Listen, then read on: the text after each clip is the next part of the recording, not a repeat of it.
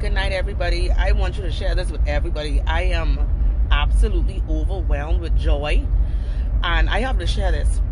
My family went out tonight to go to church, so I was left home by myself.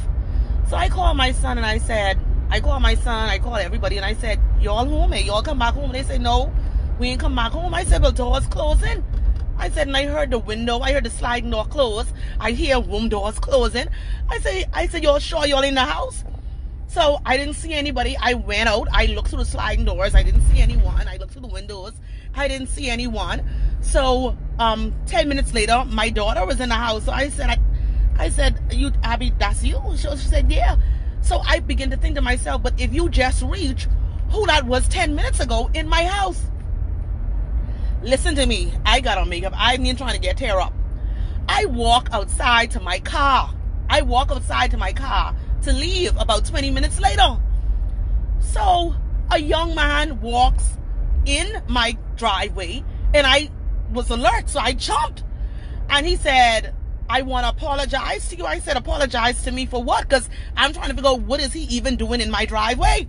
And he says, I came tonight to rob you. And he lifted up his shirt and he showed me the gun. Y'all, this just happened. He lifted up his shirt, showed me the gun. He said, I came to rob your house.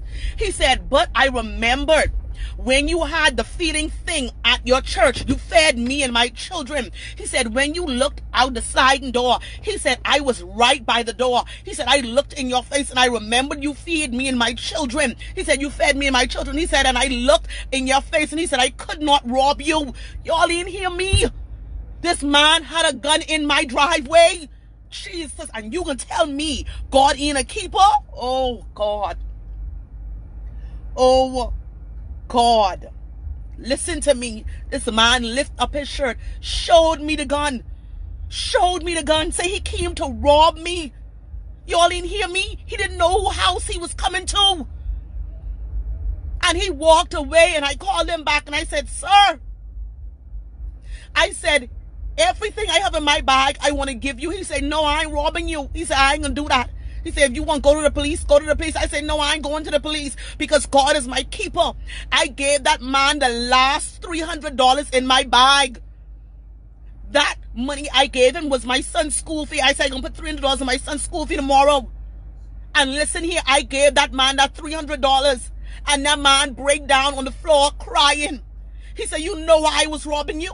He said, I was robbing you because I don't have nothing to give my children. I said, sir, not only am I going to give you this $300, he said, but I said, give me your address. I said, I come in there in the morning to bring the grocery. I said, your light on? He said, no. I said, I going to turn on the light tomorrow. Listen to me. If my son was there, if anybody in my house was there, they probably would have killed him. But God had a different plan. Listen, when I saw that black gun and I know someone was in my house, God is a keeper. Y'all hear me? Y'all got to serve God. Who God keep is well kept. Jesus, Job 5:19 say God will keep you again and again. And I believe that. Y'all be encouraged. I got to go give God some praise tonight.